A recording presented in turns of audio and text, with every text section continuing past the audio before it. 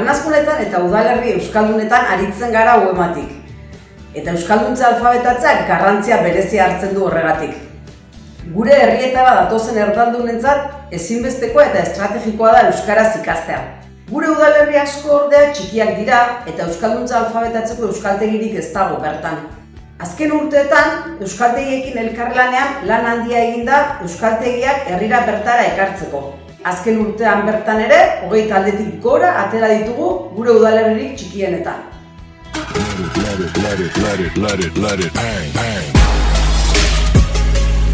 Hemengo hizkuntza euskera denez, orduan ikastea erabaki nuen.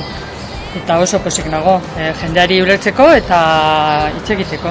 Hau badano egunon, Omarna, Senegaldarra, Beritxuarra, Birtxun Bixina, baina onda horren ikasina baina euskerita da, Zubizar herri eskolan eta aekam ere bai. Aurten talde txoatatzen dugun euskeraz ikasteko eta...